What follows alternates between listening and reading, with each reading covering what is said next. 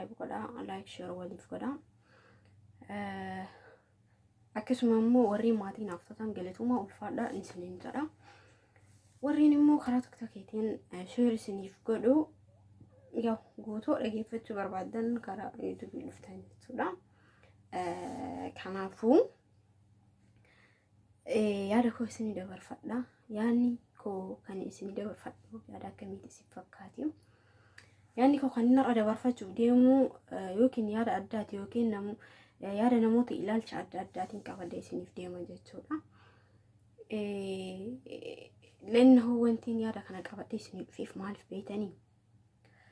Jireenya kee keessatti akka tasaa namni dur si beeku yookiin gizee ijoollummaa keetii si beeku yookiin gizee mataan kee ol ka'ee yaani injiraa miti yookiin jireenya kee keessatti ashqaabaxummaan si beekanii yookiin jireenya kee keessatti jireenya kee durriyyummaa wal ta'oofte wayitiin namni si beeku yookaan fakkeenya warroonni waliin guddatan fakkeenya warroonni ganda tokko keessa baatan hin dhabamu.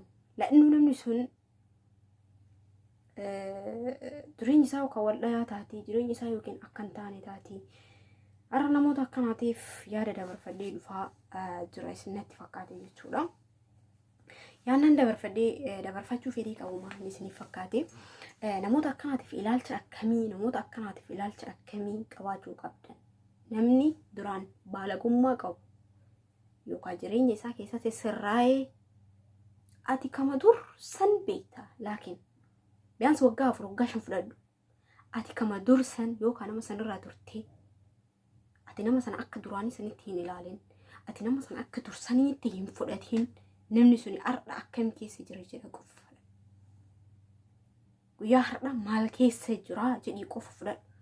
Nama waggaa 5 adda turte fakkeenya amala isaa fi haala isaa fi jireenya isaa beektu guutuu isaa namoota addaan turte. Amalli isaa sunii fi jireenyi isaa sun akka sanii jetteen fudhatiin lannahu amallis wanti hundinuu hin jijjiirama ilma namaa waan taateef jecha ilmi namaa duraan badaa ta'e sirraa'uu danda'a duraan tolaa ta'e baduu danda'a. Okay, kanaafuu wanti isin jechuu barbaade namoota ilaalcha akkanaa ilma namaatiif qabdu of eeggannoo godhadhu. Namoota duraan nama badaan yookiin jireenya isaa keessatti nama badaa tokko jettee nama beektu tokko yoo argite fakkeenyaan fudhadhu.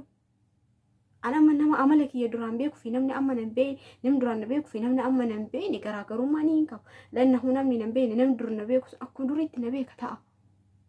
Akkuma duriitti na beeka isatti fakkaata. Garuu akkasii miti.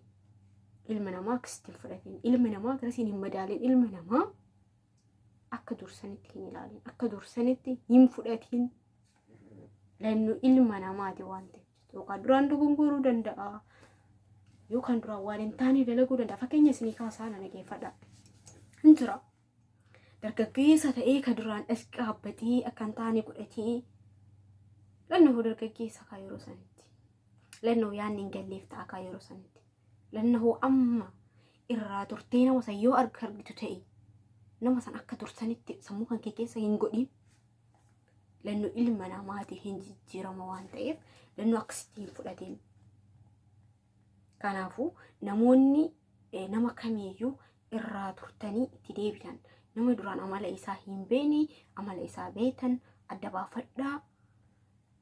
Jireenya isaa namni kamuu jireenya ofii keessatti hin jijjiirama waan ta'eef jechuudha. Kanaafuu ilmi namaa jireenya isaa keessatti hin jijjiirama. Nama durbeetu amala badaan yoo argite irraa turtee yoo itti dhufte nama san akkasitti hin fudhatin.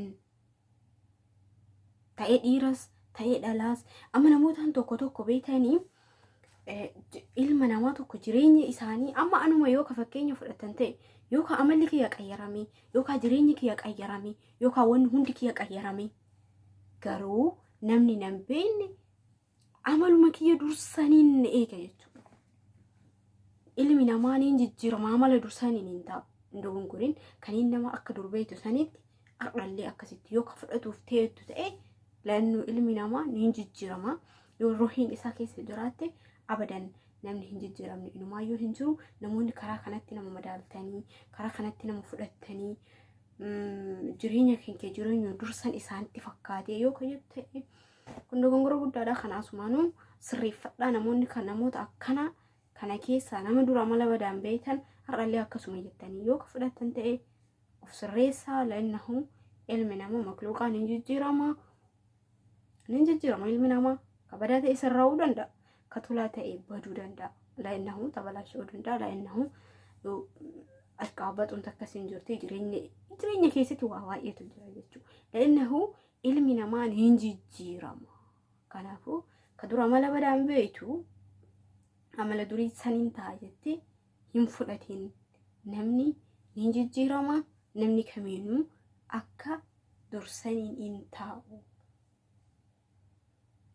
Kanaafuu akka dursaniin hin taa'u namni kamiinuu jechuudha. Namoota akkana ani baay'een hubadha. Amma ijoollee teena yookiin ijoollee as qabatu ijoollee biyyaa bara namni gisee dargaggummaa fi gisee ijoollummaa akka hin taane ta'a. Fedhu lafa dhiitaa, fedhu akka fedhe ta'a. La'innu gisee ammaa kanattis akkuma dursaniitti kan nama fudhatu jira jechuudha. Akkasii miti. Namni ni jijjiirama. Namni tartiiba irra deemu hundattuu ni jijjiirama. Ka dargaggoo ta'ee duraan irraa shabaaba lafarraa ol dhufu ta'ee dhumarra maal ta'a deema? Yaanni galaa fi deema. La'innu jireenya horachuuf deema waan ta'eef jecha yaanni galaa fi deema. Wanna hundaayyuu sirreeffachaa deema. Amala ofiisanis lafa kaachaa deema. Namoota hedduudha namoonni duraan badaa sirraa'ee har'atti daarii godhatee har'a jireenya isaa gaarii keessa jiraataa jiru nama baay'eedha. Kanaafuu garuu namni tokko immoo ama ilmoo isa dura beektu saniitti kan fudhatu nama hedduun argaa jira jechuudha. Kanaafuu waan akkanaa kanarraa of sirreessaa. Waan akkanaa kanarraa of eeggannoo of godhaa. Baqa eeggannoo of godhaa. La'innahu faayidaa hin qabu waan ta'eef jechuudha. La'innahu abadan faayidaa takka hin qabu waan ta'eef jechuudha. Of eeggannoo godhadhaa. Nama dura amala badaa qabu akkasitti hin eeggina. Namoota dura amala gaarii qabus yoo kasanirra dabalatee alhamdulillah rabbil alamin jedhe amalli kee gaarii jedhiiti mashaallah jedhanii bira ta'e. La'innahu amalli isaa gaarii ta'eef jiraaf qaba. Kanaafuu namoonni dur nama kaan ashqaabaxuun beektanis namoonni dur kaan gisee dargaggummaa dhama'aa waan hin taane hin beektanis ilmi namaa hin jijjiirama. Namuu bakka san hin taa'u. Ati gisee ijoollummaa irra bakkuma san teetta hin teettu. Kanaafuu of sirreessaa. Namoonni amaloota akkanaa baattanii deemtan jechoota akka tasaa komentii jalatti faama nama baay'een argaa jechuudha. Akkuma dursan nama si'a namni na fakkaate. Waan hin beeku. Namoota hedduudha namoonni waan akkanaa kanarraa of sirreessuu dadhabee of eeggannoo godhadhaa. Of sirreessaa. Ta dur tama dur taadhas tamaadhaa. Akkasitti fudha. Kanaafuu of kabajaa wal kabajaa bakka deemtanittis. Nama dur badaan beektu akkuma badaa sanitti hin fudhatiin. Nama har'as tolaan beektus ka dur tolaan beektus namni sun qayyarama moo hin qayyaramne jedhii dura nama jireenya isaa ta har'aa san qofa adda baafadhu. Jireenya isaa ta har'aa san qofa adda baafadhu. Maal keessa jira namni sun nama akkamiiti jedhi. Nama moo eenyummaanuu abadan onni nama kamiitu namni kamuu yoo akka tasaa amala haasawa jireenya isaa keessa maal dabarfata yaada akkamii dabarfata kana kanaan madaaluu dandeessa malee la'innahu onni nama keessa kan hin beeku siif rabbii kan kee qofa malee homu hin beeku. Kanaafuu of eeggannoo godhadhaa.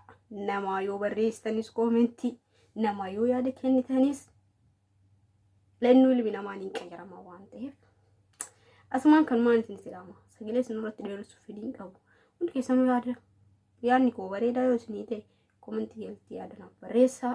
Isiniin jaaladhaa isiniin kabajaa walaa jajjabeessinu warri afaan kenna wal dhageenya warri saba tokko taane yaada waliif dabarsina yaada waliif dabarsaa wal jajjabeessaa yoo deemne wanti hundinuu jijjiiramaa dhufti. Isiniin jaaladha isiniin kabajaa asumarratti hin dhaabaa turtii gaarii.